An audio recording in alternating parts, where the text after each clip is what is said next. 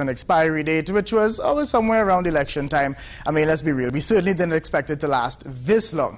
I mean, and you know what's really sad about this is because I waited months to use this Back to the Future reference.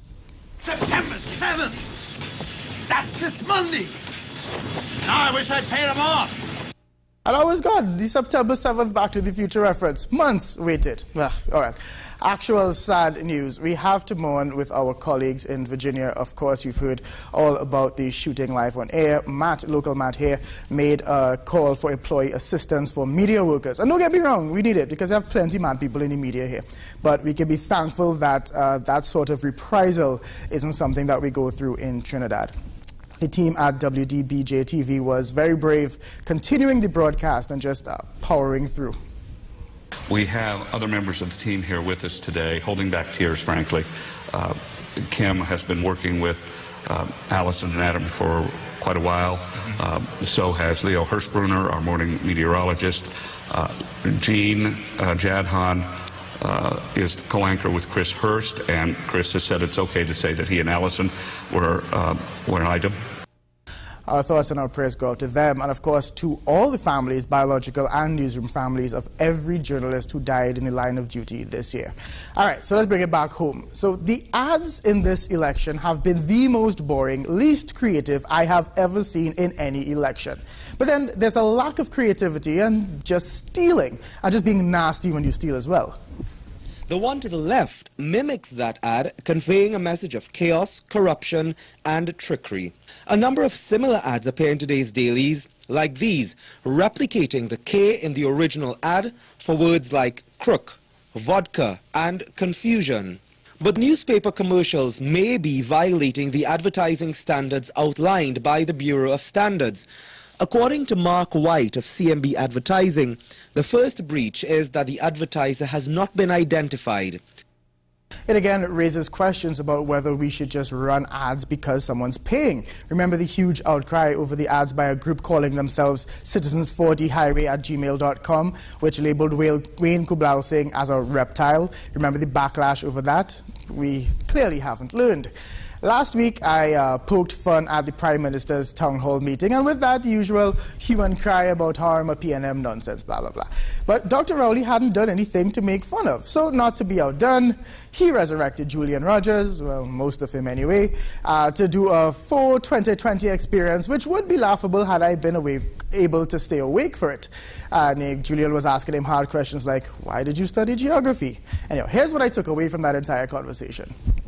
Incidentally, my first professional ambition was to be a journalist. And I really focused on English and English literature.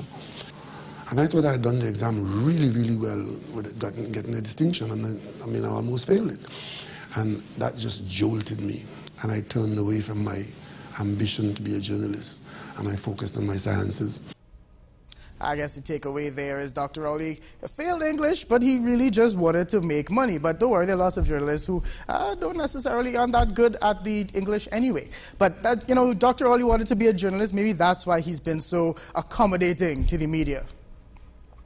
Do you think that this will affect the PNM's campaign? I'm not getting involved in any more of that. Right? So, that's going contrary to that code of ethical political conduct. I have described that as the successful distraction from the real issues, and I will not contribute to it. I have the Of course, if Dr. Rowley wins, it looks like I'm going to have to lose some weight because there's going to be a lot of running after him. Because if he doesn't really speak to the media while in opposition, imagine when he's Prime Minister and really has questions to answer. What kind of a future do you call that? All right, I knew I'd finally get a chance to use that Back to the Future reference. But both the PNM and the People's Partnership, more so the PNM, have taken to completely controlling their own narrative. Everything they've put out in the media in this election has been carefully scripted and controlled. You'll notice that you don't really see them on the morning shows. They barely sit down for interviews. They are totally controlling the message, especially with their newbies. They're not letting their new candidates anywhere near the media. Maybe with good reason, because the People's Partnership threw two of their candidates into the deep end, and they didn't fare too well. Stumped as to what he should say. It was news to us, what you just read. Okay. So, I mean, no, I'm telling you. Okay. We've heard that a lot We've heard it over a this lot. campaign. So we're trying to figure out what is the plan? Yeah, what is your particular plan? In the manifesto, the Prime Minister has indicated 20 pledges for 2020. Due to the inclement weather that we have been experiencing due to the tropical storm that's passing through, what is a tropical storm? What's that? Satova? I am Barry Shiva Padara. We're really horrible people, aren't we? All right, and speaking of being thrown off the deep end, Winston Gypsy Peters tossed aside like that toy you no longer want to play with. Something snapped. She replaced us. Come on. No, she only replaced you. She replaced all of us, didn't she? She don't love you no more. Now come on! That's not funny at all. That was one of the saddest parts of that whole movie. Who came up with that? God, you're evil. But for a man who's supposed to be a master of the English language, he was certainly struggling with it this week, calling the Prime Minister an ungrateful ingrate. Redundant much? But people are saying that Gypsy is just acting like that kid who got picked last in his sweat, but storms off, but doesn't even realize that the game's still going on without him. His scathing remarks came as a surprise, as just 1 week ago, on the day he was screened at Paraiso Hall in Claxton Bay, Mr. Peters was heaping praise on Mrs. Prasad Bisasa and her government. Because I think out of all the administrations that we have had in this country, the UNC is the best vehicle. I have seen the UNC as the best vehicle for a long time. And until I don't see them as the best vehicle, they are the best vehicle right this minute. He went so far as to say she was the best leader for this country and how much he loved her. But as it is here now, you don't change something that is good. This is the best administration that this country has ever had, and I could see them as the best administration for a long time to come. Thank you very much. Under the astute leadership of Kamala Prasad Bisasa. About changing your tune. And speaking of tune, at his press conference on Tuesday, the media tried everything to get Gypsy to express his feelings in song, a little extempo. But little did he know he was just the Drake to Kamala's Meek Mill, waiting to release the diss track. She forget you help she to win and achieve. She need makarama, she need makarama. I don't give a damn, Kamala need makarama. Nimakaram is Hindi for ungrateful, a word made popular by Basidio Pandey. After being begged to drop a rhyme earlier this week by reporters, I didn't write one word of anything I said there. So it would mean that I have been, all I've been doing is extemporing for you. I see people who cuss she and make she feel shame. Insult she in public, call she all kind of name. Today them is she right hand, she left hand too. I don't know if it's because of the things that they do. All right, let's move on. The Prime Minister held another one of her conversations this week, and while there are many salient points to talk about, that's not the point of this show. Watch the actual news for that. In this election season, politicians believe that they are magic genies who can grant your every wish, and so people come and ask for rather interesting things. The gown that Muslim women and other women have to wear at the hospital, it is open at the back. I'm very uncomfortable with it. Is there anything you can do about it, please? No offense, but it's not just a Muslim woman thing. Nobody likes those hospital gowns. And, you know, life's tough. Get a helmet. But tough love, that's what we need sometimes. And that's exactly what the Prime Minister gave her. Can you ask the hospitals to make a different gown? That's the first start. Would that help? Thank you. Okay, fine. That's the first step, and we can start there. I know that the Muslim community has been speaking to me in other ways of having hospitals only for women. That is something we'll have to look at in a more extended way, given revenue funding that is coming in. Close enough. Anyway, here's your 8 o'clock news headline. The guys celebrated their 2nd anniversary yesterday, so congratulations to them.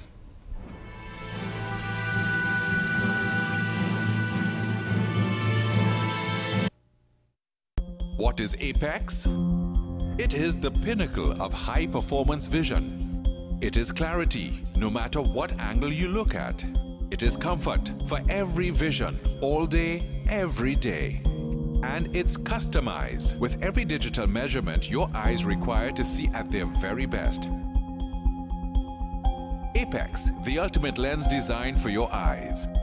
Only at Value Optical, caring for your eyes.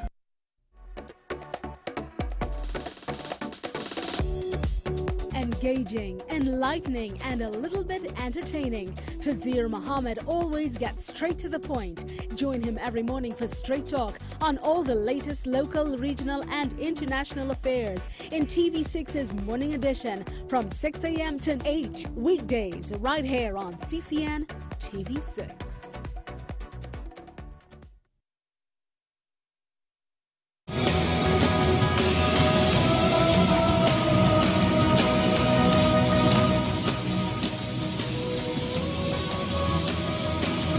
Welcome back. In one of our earlier episodes, we had some students from COSTAT here, and they were telling us about their thoughts about journalism and the state of journalism today.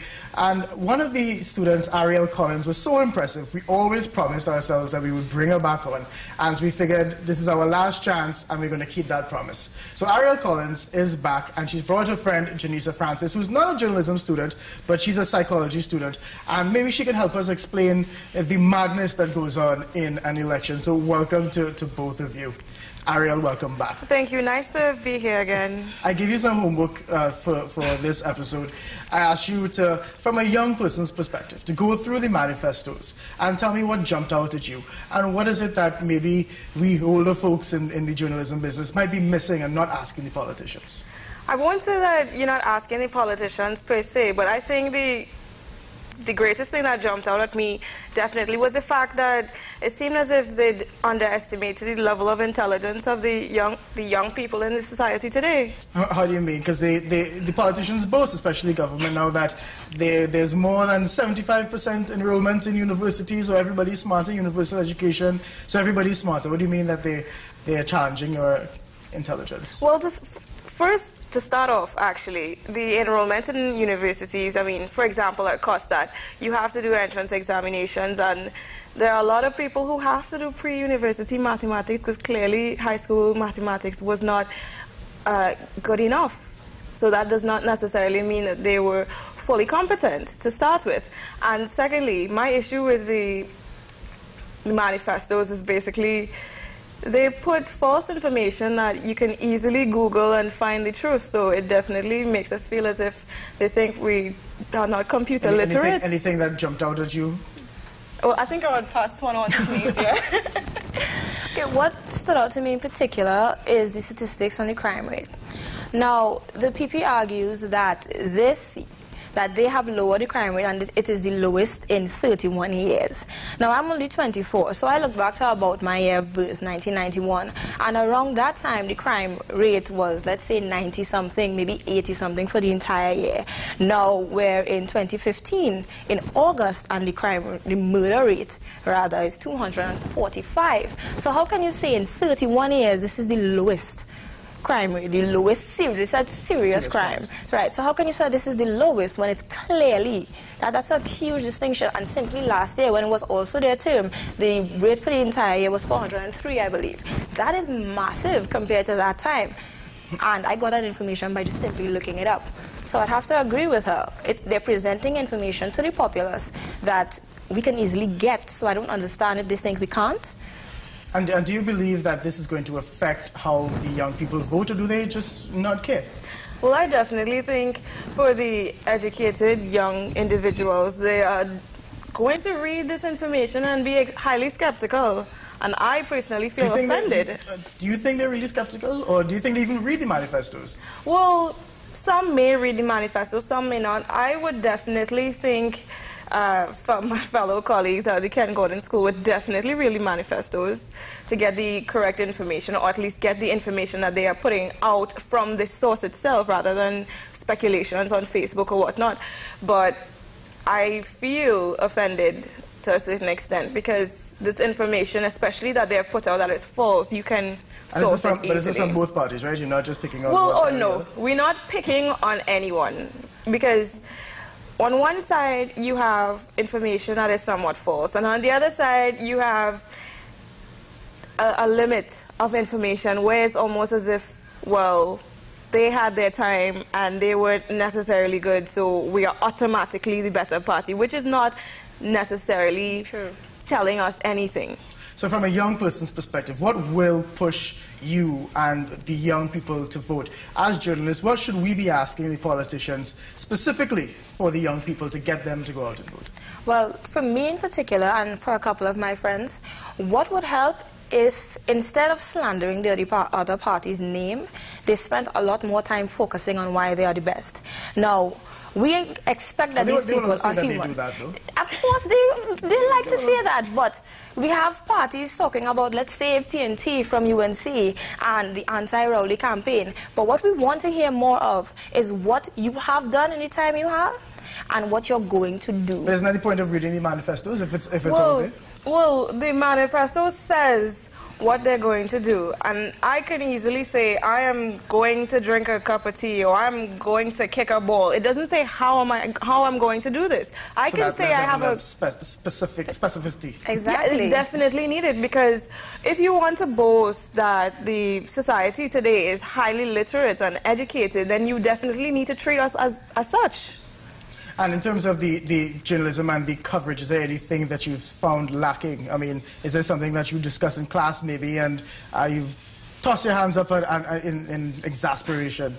Well, most classes will be starting after the election. So it's vacation time now, so, yes. So we get away. Yeah, you all got away by the skin of your teeth, really and truly. But I can definitely say that people, eyebrows are in the air.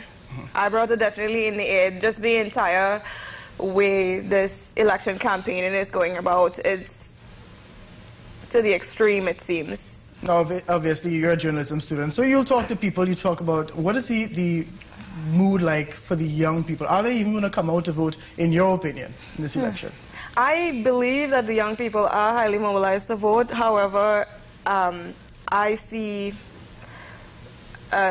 the high possibility that they're going to vote based on, I would say, hereditary terms. Just the parties that, yes, they're not necessarily going to vote, make a determination for themselves, and that's because no one seems like the option to even vote for. For example, if your family votes for Party X and you decide, you know what, I don't believe in what they're doing, I'll vote for Party Y. We don't even have that option here because Party Y is not even saying anything for themselves, really. Right, so there's no ideological differences between the two parties. Yeah, I mean, in my opinion, I honestly think we need to completely overhaul the political system in this country.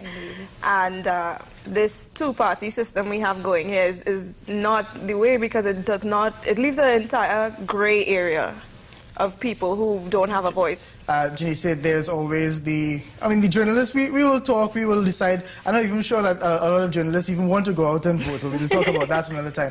But in the psych department, we were always discussing the ads and whether or not the ads were being effective at all. This constant drilling of this one has a plan, this one doesn't have a plan. What are your thoughts on that? See, from what I understand, at least from the youth's perspective, many of us don't actually care. And it's not that we don't care about our governance. It isn't that, but we recognize that basically they're all saying the same thing. Vote for me because this other party is inadequate, rather than saying why I'm adequate. What we would like is if someone would come out and say, okay, during our time, yes, there were a couple of things we did not do, but here's how we intend to fix it. Here are the shortcomings, and here we intend to fix it. Blatant honesty. Blatant honesty. Do you think will actually help? I think that it humanizes them, and it makes people more interested in listening to you. As it stands, it's simply bashing. Everyone's bashing everyone else. Then they're presenting statistics that we can simply Google and realize that they're false. It isn't real. And so what happens then? So what do? We just, do we join politics and change it ourselves, or how do we as young people, or you as young people, push these politicians to do something, to be some people that we are proud of?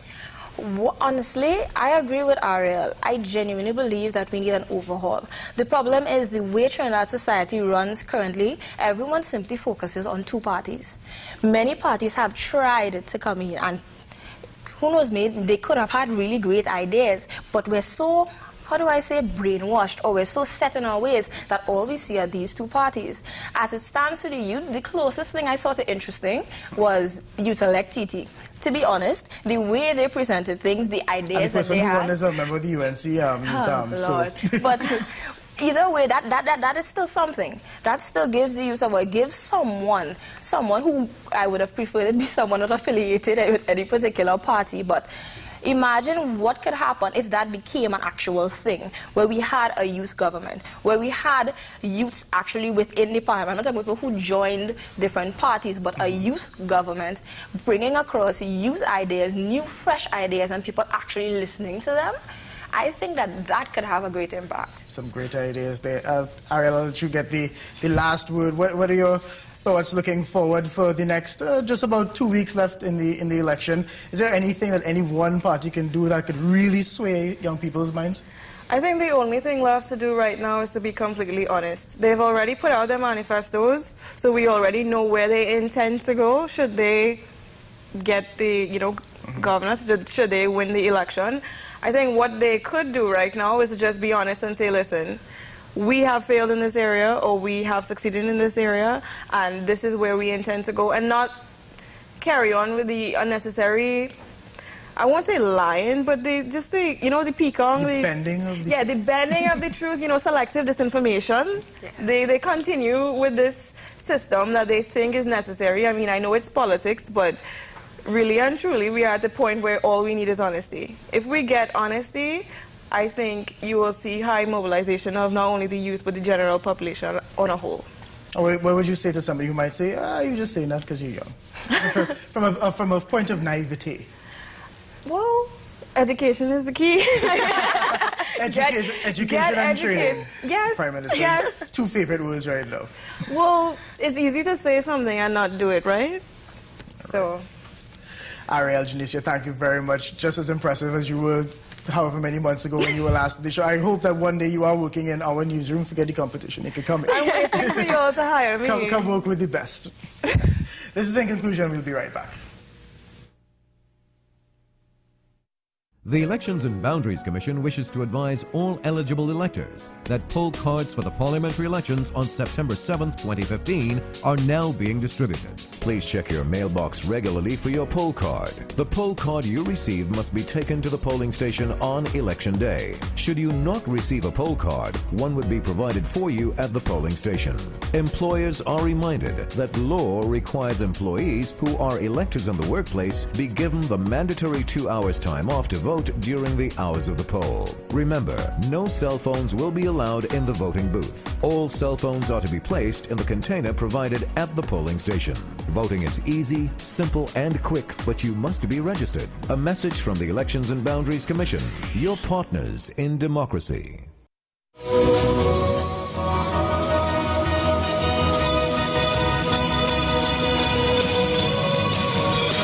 All right, so as I said, this is our final episode, so I thought let's look back at some of our more memorable interviews over the past 5 months. Here we are. Each week, we're going to bring together a panel of the industry's harshest critics for a peer review of the week's top stories. What we did right, what we did wrong, and what we could do better. We're turning the cameras and microphones on ourselves and asking the tough questions. Professional credibility is very much a vital value to the profession. And in all cases, the Media Association must defend persons who are under personal attack. If you want to interrogate the private lives of journalists, one also has to examine, as we do with political figures and with public figures more generally, to what extent is this public interest?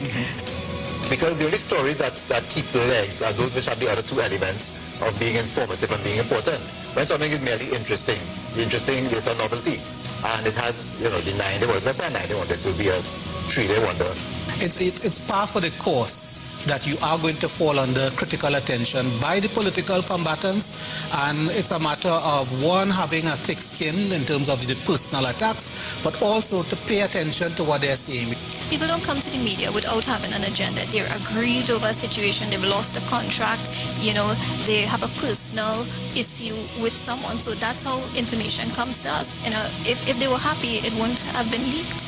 I will die than just I prefer to die than refuse to take a shot, because some security come and telling me I can't do it. Whether it's $1,000 or $5, there is still money missing. After that, more of, are you okay? Are you okay? Well, give me an update, how are you feeling? And then when I got back into the office, then it settled like, this is a good story. I should write this. There were things in that story that I probably would have phrased differently or left out. And for a person in an area, if they're looking for a particular item, you don't want to release too much because it can affect what results the police would get from their work. Good thing to do is to let people see LGBT people as people and not as something less, which is a lot of what all the homophobia is about. They're not me, they're other, and they're not other that's similar to me. They're something lower than me. I wonder if that would have had an impact on the ability of this 10th Parliament. If it didn't have those elections interrupting, maybe if it would have had more progress on certain legislative matters or not, I don't know. But Wu says he intends to make a formal complaint to the Media Association of TNT. All right, so good luck getting something out of the Media Association. They're not a body that punishes journalists. Kind of like the Integrity Commission, they don't really punish anybody.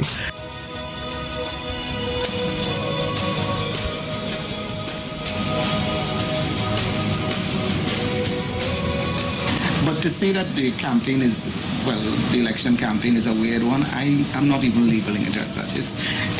It's a bit of a dud. It is, right? It's a little boring, it's tedious. Yeah, we had all these high expectations and say, well, yes, and do you think it's the length of time? Maybe.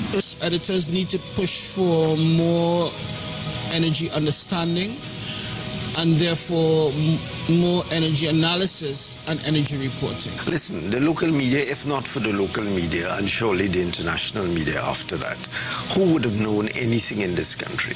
The media have been, of course we have our faults, but the media have been at this core of exposing all of the wrongdoing as far as we in the media can get information over the last 20, 25 years. Last 20 to 25 weeks have been insane. Wrap after the break.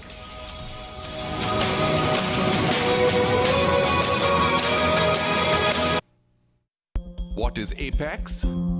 It is the pinnacle of high-performance vision. It is clarity, no matter what angle you look at. It is comfort for every vision, all day, every day. And it's customized with every digital measurement your eyes require to see at their very best. Apex, the ultimate lens designed for your eyes. Only at Value Optical, caring for your eyes.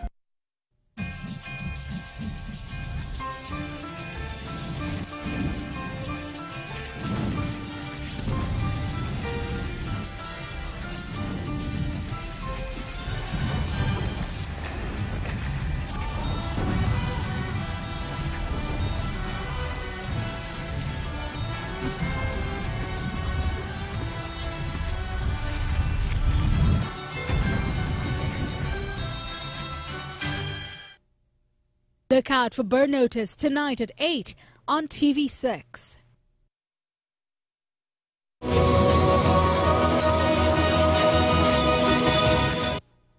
All right, and that's our show. I mean, this was a crazy experiment. I'm still not quite sure if it worked, but we tried, right? Thanks to everyone who watched, and thanks for everyone at CCN for letting me get away with murder, essentially. Thanks for the studio crew for putting up with me for the past couple of weeks. So, for the last time, a brand new week of news begins right now.